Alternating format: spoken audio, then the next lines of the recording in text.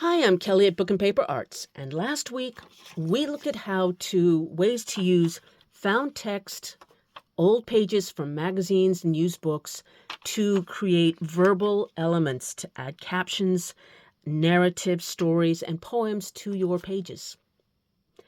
Today I want to look at how to use found text as a visual element in your pages. It's going to be in several parts. I'm going to talk about how to use it as a background in different ways in your pages, and how that can then be turned into collage or a different kind of a page like this. We're going to look at how to turn it into abstract fodder that you can then use as elements in pages or as pages themselves in your art journals. And finally, I'm going to look at different ways to use it as actually making pretty pictures to turn the text itself into an element that could be embellishment or collage or what you will.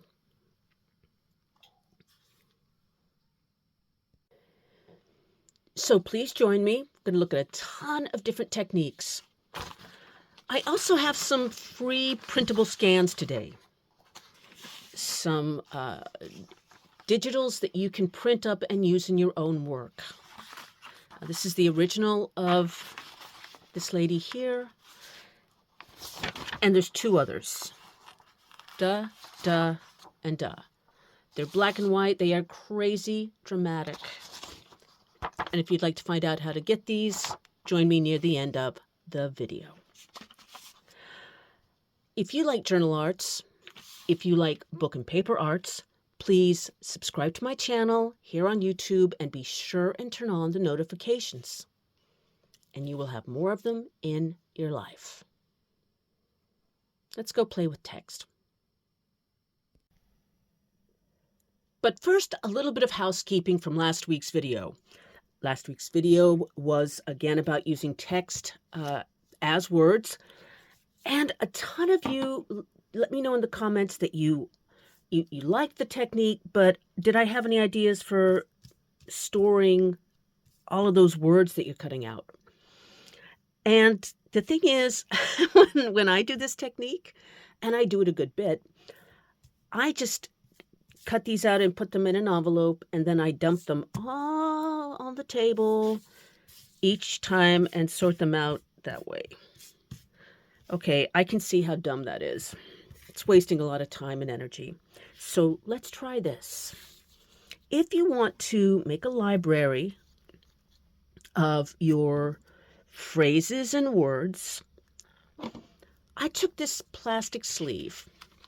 You could also use deli paper or parchment paper or just paper. Something for background. And then I took my glue stick and I'm just adding the teeniest little smidge right there, just on the corner, not on the whole thing. Okay, just right there. Now I can add this to my page, my sleeve, make sure that's down. And in this way, you can add phrases, single words, and they'll stay on okay-ish. Then when you're ready to use them, you just peel that off, that corner, and you're good to go. It's not done any damage. I am so glad that you asked me and pushed me to find a way that was actually practical. This is going to save bags of time. Thanks. To demonstrate some of the ways you can use text as a visual element in your pages, I'm going to start with the simplest, and it will get a little bit more. We'll build on that as we go. Let's look at using a page just as the background, the jumping off point for a page. This could be in a journal, making a card, just a straight up collage. And this page is from a coffee table book. It's got a little shine, but not too much. You want images, if you're going to put them on the text, that are pretty bold and simple, because if this had a lot of frills, they would get lost in the text. So choose a focal point that's very strong, bold. I'm going to go with her. Now, I don't like my images to be perfectly centered, so we're going to go over here to optical visual third. See, bloop. And let's see what happens if we move her. Here she's anchored to the horizon, which looks good. We can also move it up so that some of the text is framing her. That looks really good. Then add some other strong visual elements for embellishment, and you're off and running.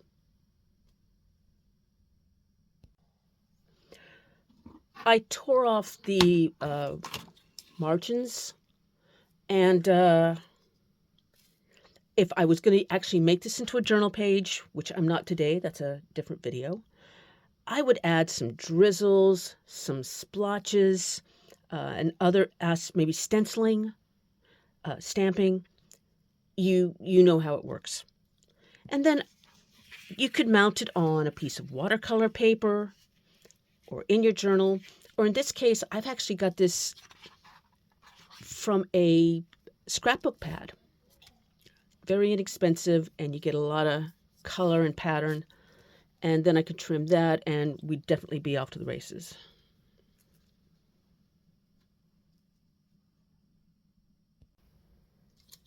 Here's another version of that.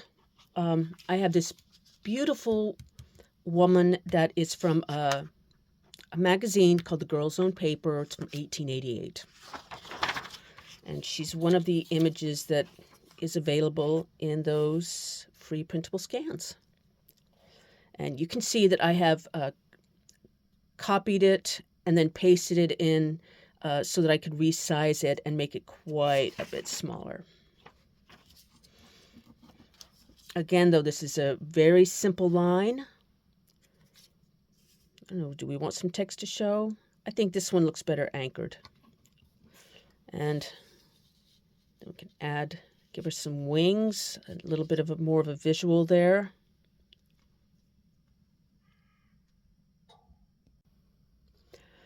Again, I've trimmed off the borders, and now this could be an element of an art journal page. And I would probably add some color to this. This is some vintage pattern cardboard. It's for postcards. But I definitely am going to use this for some backgrounds. And this could be a start of a page. Now, instead of giving her wings, this could be... So you're beginning to see how you can just use the plain old page in a magazine or a book as a background or the element of a background. It doesn't have to be a face or a portrait. These are some black and white flowers that, again, I've cut out of a magazine. You can't always find black and white images, but if you keep your eyes open and you look for them, you might. And if you do, they really pop against that text. And yeah, that was a lot of fussy cutting. And so that could go either as a beginning of its own element, or, again, then we could start adding in something else, depending on your style. But you can use other things besides faces.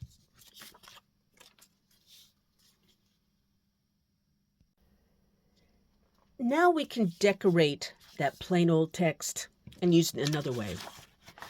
I love stencils, and that's what I've done here. Just like this. This I'm using a stamp pad and a blending tool. But of course you can use acrylic paint, soft pastels, ink, whatever you like to work with in stencils. And it's going to add this pretty pattern, but then where you've got this negative space, you can see the letters, and that adds texture and layer and interest. And you can use this in a ton of ways, but again, if you want to use it as a starting point for a journal page, that's looking even stronger. Got a lot of interest there and a lot of texture.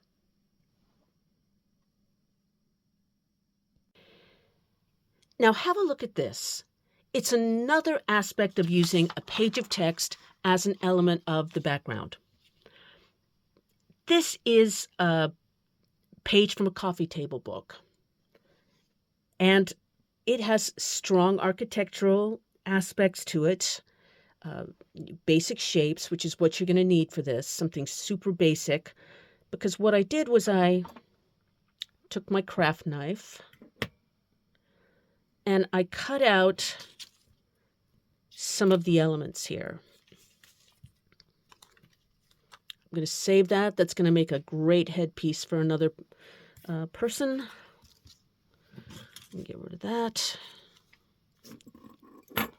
And so now we can take this image, add it to a big page of text. And when that's trimmed, it's going to look interesting, but also sort of whimsical, because you've taken it out of its context and the text is adding another aspect to it. I'm also going to take this one and cut it off camera to come back and show you. I'm going to cut out this circle and this circle and see where that we can go with that. Here's that magazine page where I cut out the circle. Now I'm going to glue it to this dictionary page.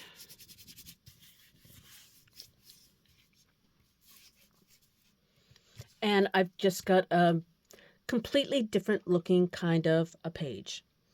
And I could,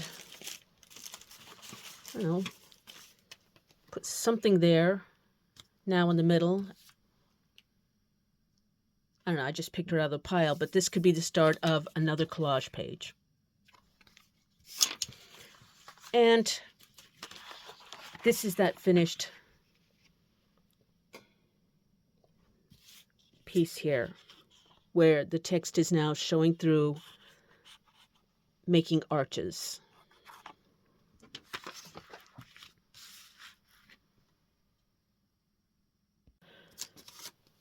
I gathered up some different elements to give a better idea of how this would make the start of a nice collage or journal page. Integrating that element of text as background. So we're combining some of the pieces we've already used, but you can see that just peeking through makes it a little less pretty and a little more whimsical and adds interest.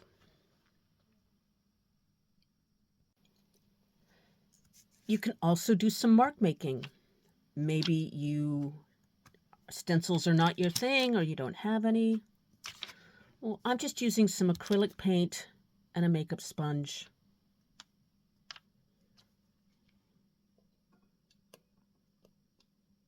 And just doing some mark making, making some patterns.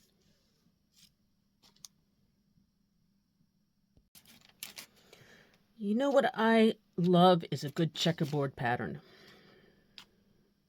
And again, that's what we're doing here, just with the acrylic and the makeup sponge.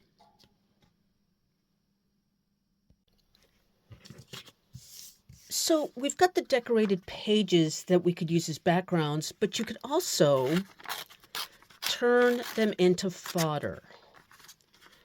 And that is just, fodder is a word that we use in journal making for scraps of paper that you can use to decorate your pages. So now let's see. I've got this mini journal here. I could add that to a page like that. Or let's see. Yeah, like that. Then there's the mark making. Oh, I like how that picks up the black in his eyes. So that could be okay. So you could add these as elements to any page, but I'm just going to show them in these mini journals.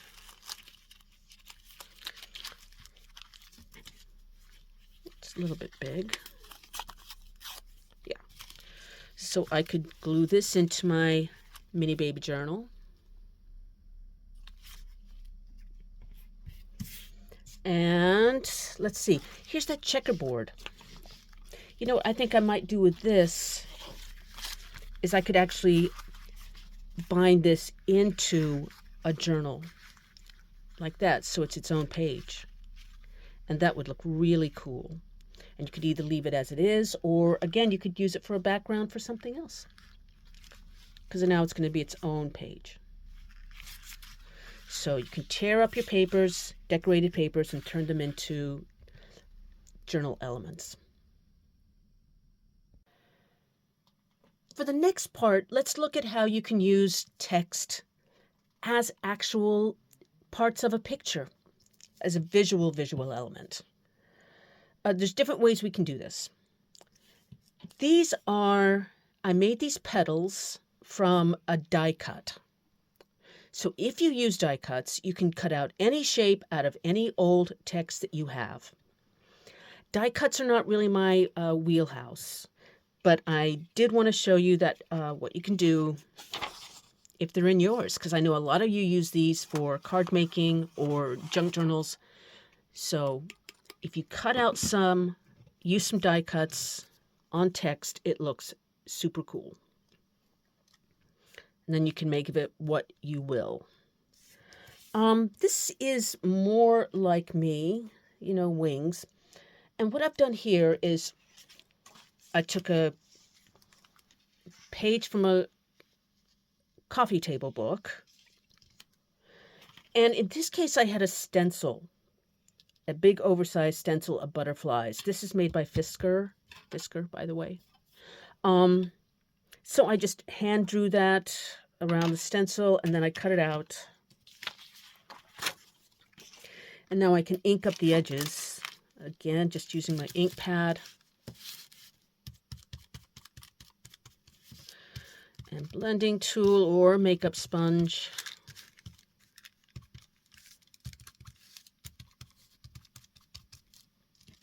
And now this is ready to become part of a visual element.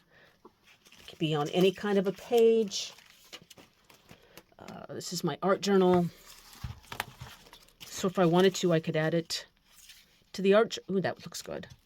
To the art journal page to add contrast and contrasting texture, or what you will. But you don't need a stencil or a die cut. You can also just use cutting by hand. And that's what I did here. I just made a template for myself of a kind of an egg shape. And you know what? Now I got some balloons. I don't know, you can make anything. Flowers would be easy. You need something really basic shape. But again, that text is just going to look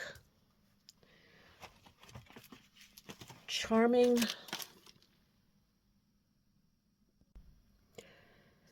She's from a new postcard that was a reproduction of an old photo. And but you could use any image. And I'm just going to give her some balloons. And I can glue those down, and that's going to be a super fun collage or journal page. You might not want to do that, but you get the idea. so you can cut text out by hand. And there's one that I did using the stencil on text cut into a pattern by hand. So building, building, building. Have a look at these. They're just coin shapes that I cut out of the text and then painted with watercolor. And they're so simple, but you know, I really, these send me. Partly because one of the things I like to do is if I'm stuck, if I'm having a creatively stuck whatever, you can just draw a page of these. What I've done is I've taken, again, you don't need anything fancy, just some text. And then this is a cap from some laundry detergent. And I've drawn around the cap. You could use a makeup jar or any kind of jar that you've got and draw you some circles. Then you can make a page of them and then just take your time filling them in and making them. You could paint them properly. What I like to do is I put down some clean water here, this little pool of water, and I've got my watercolors. And I'm just going to dab in some color and let it bleed wet on wet. And that line is going to stop there. That line of water is going to stop at the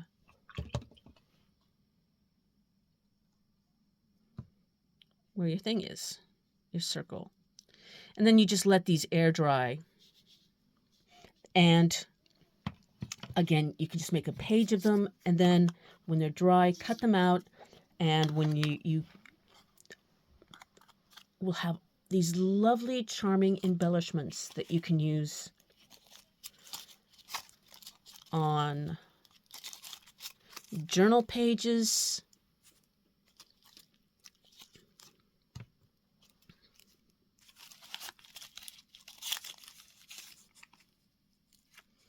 and they're just pretty, fun, super cool little pieces. And again, I commend it to you to make just a bunch of them and then enjoy cutting them out. And you can have all these materials. There's a circle and a circle. These are a similar idea. They're bird's eggs that I made by painting with watercolors onto text. And I've got a whole video showing how you can make these easy, easy, easy. And I will link to that video in the text box below this one. So if you'd like to learn how to make bird's eggs on text, you can find that.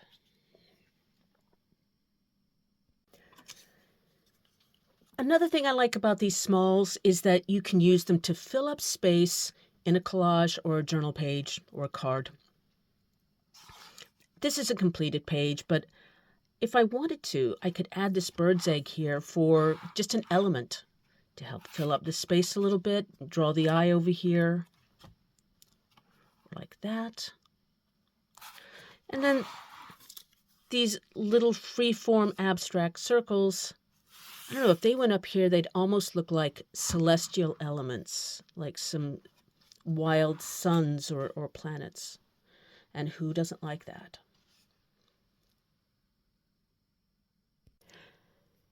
And there you go. A boatload of different ways that you can use inexpensive found text and words in magazines or books for visual elements. Let's see, I did want to show you, I went and added this checkerboard on text to the journal, and then just glued in some other elements hanging over the edge like that. So that's how that's looking in these messy journals. If you would like to have a free printable version of this lady and two others, these are all from the Girls' Own paper, you can check out the link that's in the text box below this video. They are on Ko-fi and they are free. I'm in the process of moving all of my digitals of vintage paper over to Ko-fi. A heads up, they will come out this big if you don't resize them, which is gorgeous, but not really practical. So if you do follow this link to these free printables, I'll have instructions on easy way to resize, and you're good to go. Make it any size you want.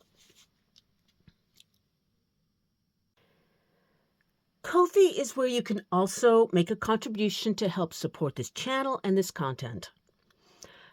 And be sure and check out my online classes. If you have any feedback or if you have any questions, please let me know in the comments below. Let's compare notes. Until later, happy making.